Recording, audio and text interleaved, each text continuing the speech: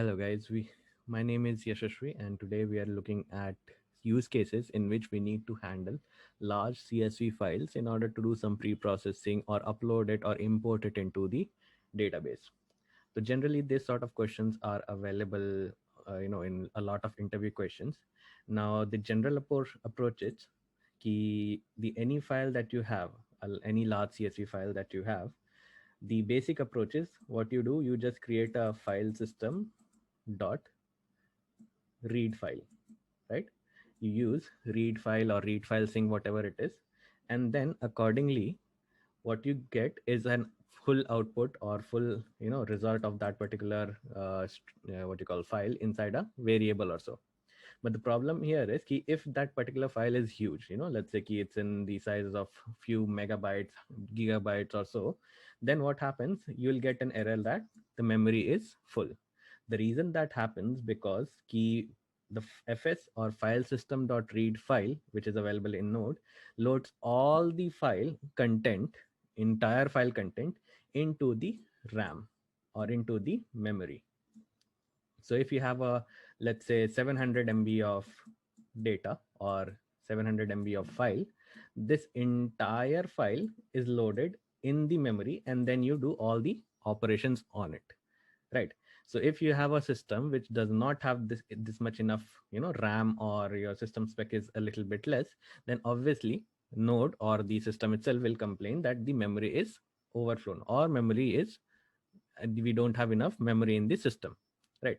Of course, if you have like a system like 8 GB or 12 GB, 16 GB RAM, then obviously you can do the entire stuff in one go itself, right?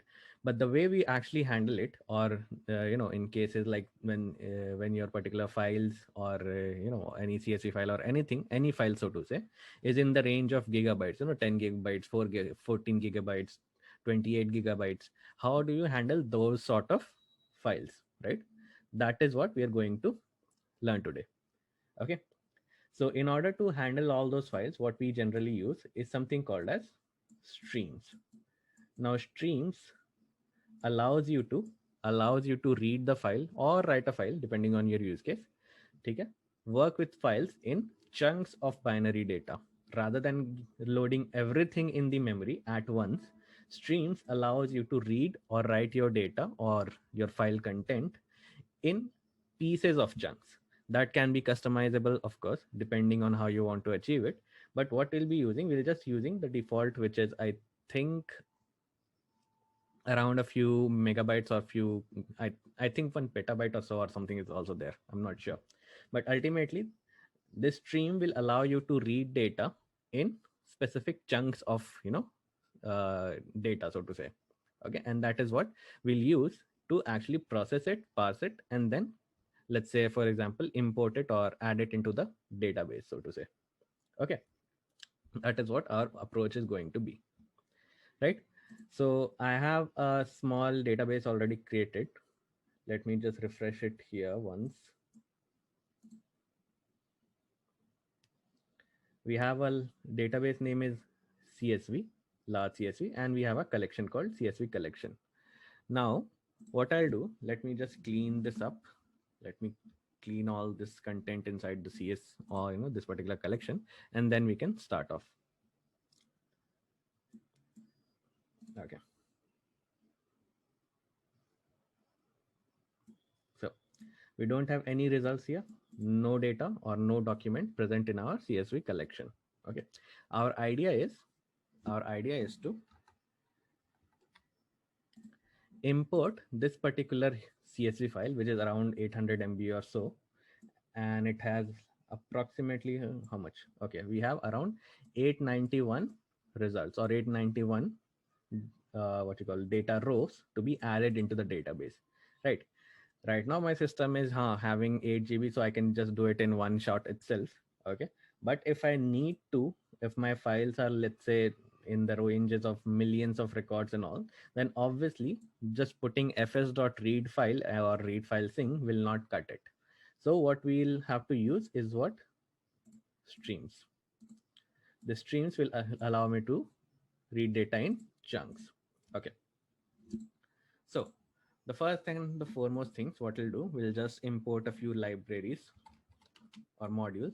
First and foremost, we will need the main file system module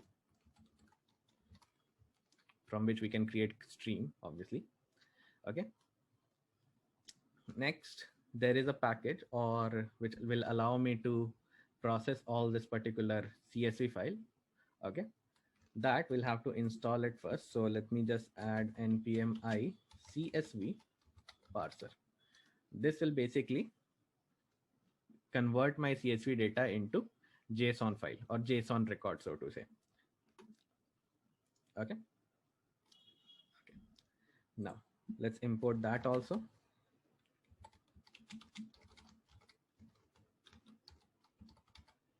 CSV parser. So that is imported. Now we'll also need MongoDB, right? We need MongoDB in order to send the data to the database, right? Let me just install that also. npm i MongoDB. Right.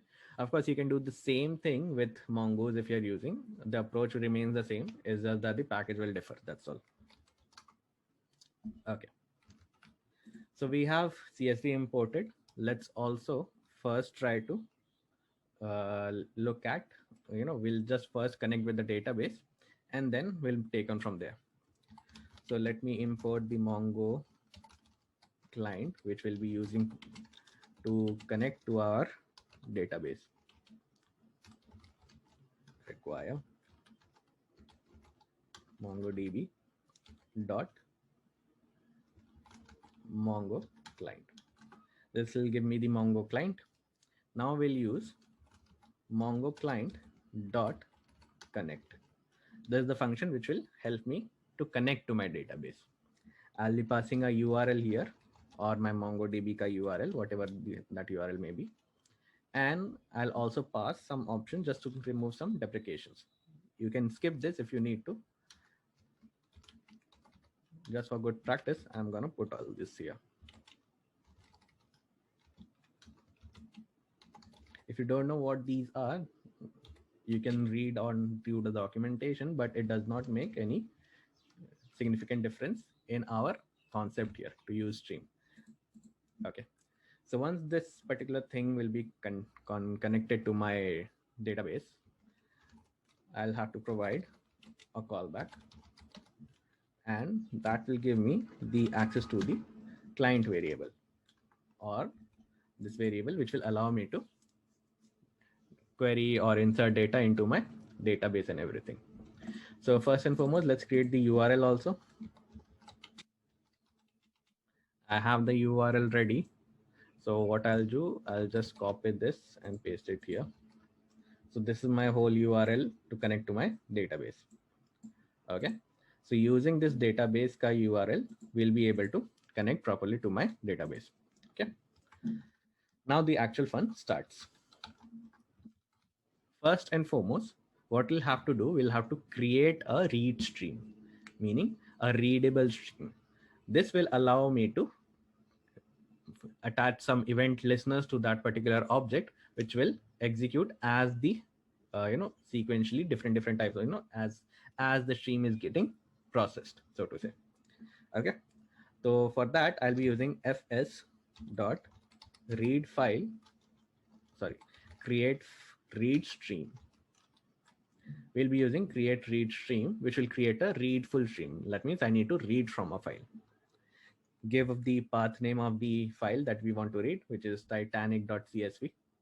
If we have a look into this, we have around 800 records, 200 to close to 900 records actually. And we have these fields, right? These fields. So first we'll just create the titanic.csv. Now, of course, this file can be coming from anywhere. This right now, so I just put it in here. There can be cases in your interview questions that you have to create an API of some sort, which will allow the user to upload a CSV file and all those. That is an entirely different handling and everything. So once you have that file in your system in any way, either through locally upload or through user upload, whatever be the way, after that, once you have that file with you, how do you process it? That is what we're going to be looking right now. Okay. Okay, so this read stream is created, right? This will return me that, object or readable stream object. I can just save it here, with, let's say, CSV stream, so to say. Okay. Now the stream is created. Now what I need to do, I need to call some functions on that stream in order to tell how we want to process data and what should happen and everything, right? So first and foremost, we need to convert our CSV data into a proper JSON object. This is needed only because I am using MongoDB, so which will allow me to insert data directly. If you're using an SQL based database, then you have to, I don't think you need to change something else. You can, by the whatever the pre-processing that you require, you can use another package or any other thing. That is all up to you. Okay. So once the stream is ready, we can just say CSV stream dot pipe. This pipe is basically allowing me to provide a parser or any pre-processor that I need in order to get the final output in my stream, or pre-process it, so to say. I cannot directly use it, right? I cannot directly use this particular what you call this CSV file or CSV content into my application directly. So what I'll have to do, I'll have to use this CSV parser. This CSV parser allows you to actually convert your stream of binary data, which will happen here, and convert it into a JSON object, which we can, or use it in a much simpler and much understandable way. Okay, so this is what we'll do. We'll just call the CSV function here.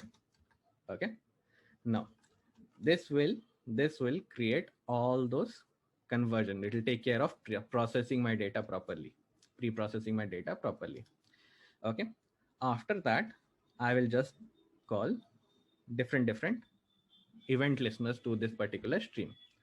Okay, so I can say csv.pipe dot, which returns, actually this entire thing returns the same CSV stream object itself. So I can just chain the function on it.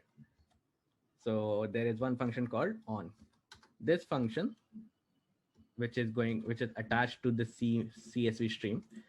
Basically what I'm doing here, this I'm putting it in next line for readability purposes. Okay, so this on function allows me to attach event listener to different events which is going to be happening inside my stream.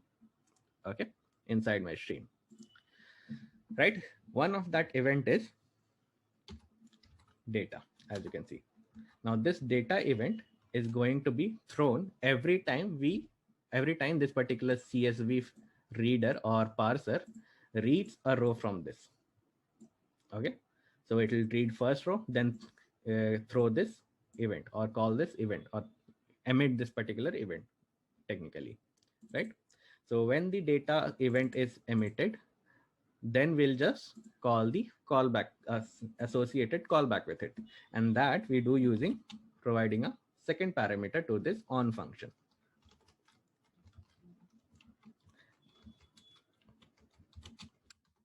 Right, this function gets passed any row value that is there.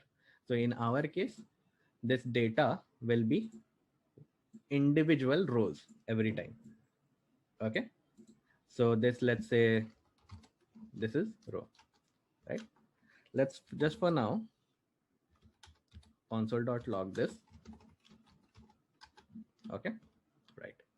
Now when this happens, we'll be able to read, like we are basically reading all the data individually, meaning row wise. So every time one row is read, processed, converted into a CSV, from CSV related format into a JSON related structure, and then this CSV parser itself calls the data event which is attached to the CSV stream, and then this row will be actual row, all converted in a proper JSON format. Okay. Now once this particular thing is done, we can also attach a different event listener. You can again chain on it. Okay, so for handling data events, we'll be using just console log.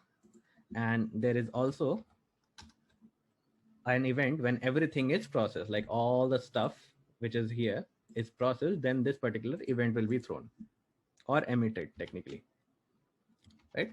In this case, we'll just say a callback function. Okay. And in this callback function, we can just say console.log finished, right? Okay. Let's just see how this looks. I'll say node app.js, hit enter, and there we go. All those entire 800 record processed, 800 to 900 record processed, and every time we are getting that result in a proper formatted JSON body or JSON sort of formatted object, right? This will ease our process of doing any other pre-processing if we need to, or we can just directly from here call different functions to insert the data into our database, right? All that 800 records, as you can see, right? Last one was 891. So we know that this is the last record. That means the entire CSV file was processed. So in case you have a file which is greater than, giga, or in the terms of gigabits or something, you will fall to this approach itself. You will be actually creating a stream in order to process everything. Okay, fine. Now, what we can do here now, since our data is already available with us, let me just comment this for the time being. Otherwise, we'll have a plethora of console log messages, right? What we'll do next is either there are multiple approaches here. You can have a global variable or a variable just outside this particular stream, and then what you call push to that array or anything, and then finally after everything is processed, then you call the insert many function of the collection on the collection which we have, which will be creating right now with Mongoose, right? Other way is we can just directly say const collection is equal to client.db. Now this I am not providing any name here because already I have provided the default name in my connection string itself. So by default, the database will be large CSV. Okay. In that database, I want to get a reference of the collection named CSV collection, right? This will give me the reference to that collection, right? So now I can just call different functions on it, right? Sorry, different functions, yes. And we can call insert operation or insert function to insert this data, right? This row is the one document itself or one JSON objects itself. So what we can do is just say collection dot insert and insert what? Row. Okay. Now, if you want to use async await and all, you can just type in async here and then await for the result. What I'll do, I'll just call the callback wala, use the callback method of it. So once the insert is done, it'll call the callback, which is going to be passed here, right? So I can just say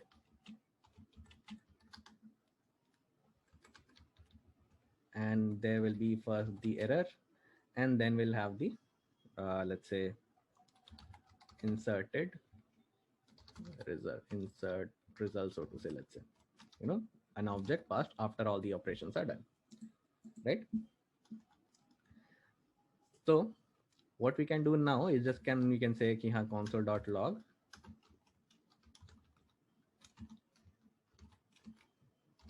insert result dot whatever, like IP, insert ID, whatever it is, right? So basically our operations are, we are creating a stream. On stream, the moment every time, like it will be processing my data one by one. So one record or one row is processed, converted into a JSON object, and then send it to the callback, right? That is why I'm able to actually refer to my or see all my objects in a JSON object. right? All the objects as in all the rows which are there, converted, pre-processed and everything inside my row, right? Once that is happening, I can just call the insert function, or I think add functions is the correct one right now. Collection dot insert one is the one here. This is the better function or the latest function. We can just use this and insert my particular document or my particular row or whatever it is, right? This is the very basic and very simple solution. But the problem here is that we have approximately 800 records, right? 800 to 900 records, 891 records we have. That means ki every time this function is going to be called, there will going to be one network request and it will just insert one document. So there will be in totality 891 requests made to the database just to insert every document or every row from here into the database, which is not going to be a very optimistic approach, right? It's not a very optimized approach also. So instead of using insert one, what we'll be using called as insert many, right? So what we'll do, we'll just put this inside the end part. When everything is processed, then we will insert, then we will do the operation of inserting data and everything, right? Okay. But here, no, the problem is I need a reference to that data, correct? So what I'll do, I'll just create a locally scoped variable, let rows is equal to an empty array, right? What I'll do here, I'll just say rows dot push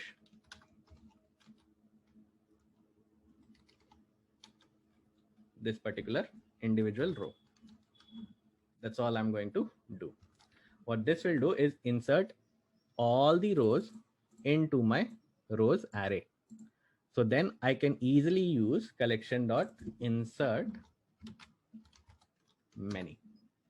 And instead of inserting one row, we'll be just inserting this entire rows ka array. Okay.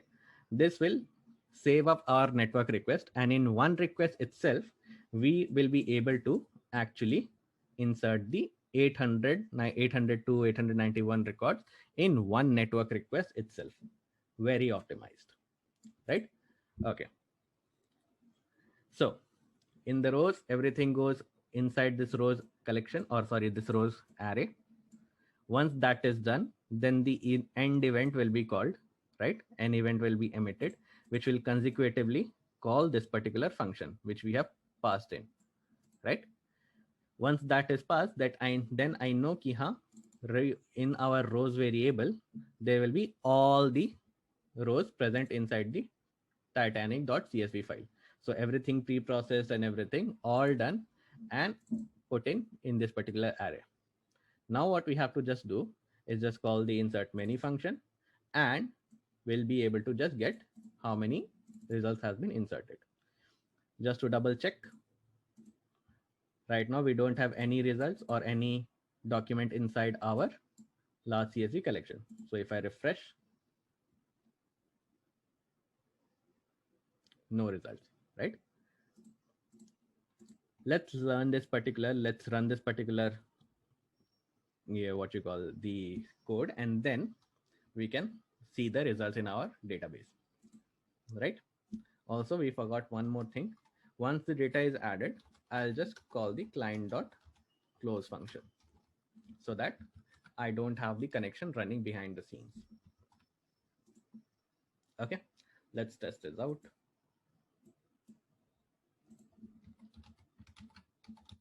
CLS, let's say node app.js. Wait for it, finished, and there we go. All 800 records inserted, right? The index is 0 base. That is why at the last we are getting 890, right? All the stuff imported into my database. So if I go here, right now there is like 0 documents. Hit refresh. And there we go. We have a total of 891 documents. All the document inserted. properly. Easy enough, right? Easy enough. Now, this is again a very basic approach. Like it's like one level up the basic, I would say, right? What is happening here? Ki I am storing everything in my rows wala array. Correct. What can be the better approach even is I create, or a batches of request, or sorry, we insert the data in batches. Let's say 500, 300 records at once. Okay. The way we should do that, because by default this insert many function of your MongoDB card driver, it has a limit of 100,000 rows in it can accept in insert many functions. Okay. So since we had only 890 records, that is why we were able to call the insert many function at once itself. If you have more than that, let's say in trillions, billions of records, then what you would do, you would create different batches of rows, or different collection, different. You'll just basically bisect your entire array into separate collection, separate parts, so to say, right? So instead of this, we can have, let's say, that algorithm again will depend on you. One thing which we can think of is, let's say section is equal to a small array, right? Section is a small array. Or we can also do something like this. Key, we can just push this particular row, right? And what will have key, if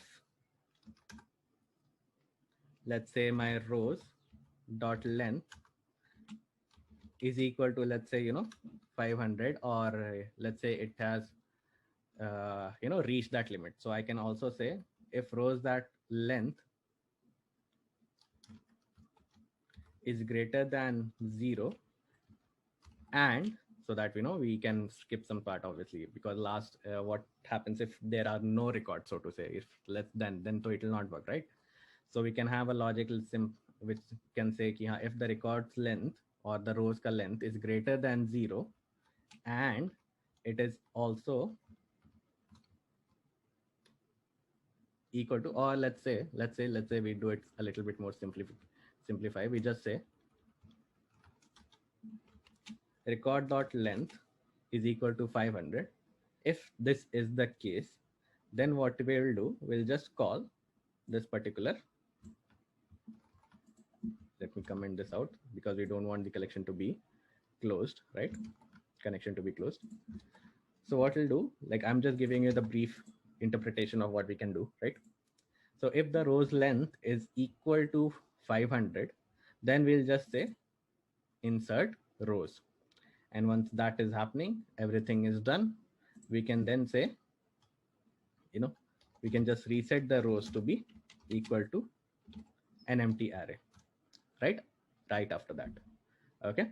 Now, the thing is, since it's all asynchronous, or all these events are going to be fired asynchronously, we have to actually pause the stream first. So what we'll have to do, if this is the case, though, we will say csv stream dot pause. This will pause our parsing, right? It will pause our parsing. Once this is done, okay, once this is done, then we insert everything, and then we reset the particular rows variable, okay, back to it, and then we say csv stream dot resume, which will resume the parsing again. Okay. Other than that, what we'll do, we'll just say rows dot push the data which is coming here, or sorry, the row actually which is coming here, right? Just to give you a brief approach idea, what we can do to even optimize a little bit further, right? So if this is the case, what will happen, if we already have, let's say, 500 items in our rows, then we will pause the stream, get the collection ka reference, insert all those data. Once that is done, we will reset the rows call the resume stream again, and then continue processing again. So in that case, 500 results are inserted, then event will be thrown again. This time it will not be equal to 500, right? And then it will just push it to the data, push it to the rows variable, I mean to say, right? So this can be another approach, right? If your records exceeds 100,000 or 1 lakh number of rows. If that is the case, then you do that bisecting of your entire rows. Otherwise, just call this much with all your rows and it will insert everything in one shot itself. Okay, as you can see here, right? All those items inserted here, correct? The actual size was just 197 KB. That means the size of this titanic.csv as a text is just around 200 KB. It's just that there are different headers which are added here into the CSV file, which exceeds that size. So accordingly, you just have to handle it depending on what sort of a file it is and what is the scope of that file, how large it is, how do you want to process it, whether it should be batches wise or in one shot we can achieve. All that depends on the system that you have, how much RAM that you have. And I would always say if you have a file which is greater than let's say 100 200 MB, always try to use this create read stream itself, much more optimized. Okay, okay, this code will be available in the GitHub. Okay, so if you need, we can review from there itself. Okay, okay guys, thank you for watching this lecture or this session which we just discussed about how to process large CSV files. This is for the CSV, but again, this can work for any sort of a file. If you have a textual file or if you have a different binary file and everything, that also can work. It's just that you'll have to use different processor if you have any, or if you want any, to add it into the pipe function. Basically, we are just having pipelines of everything, and one of that pipeline is to process or parse that particular CSV row into a JSON object. That's all. Okay, guys. Thank you for your time. Take care.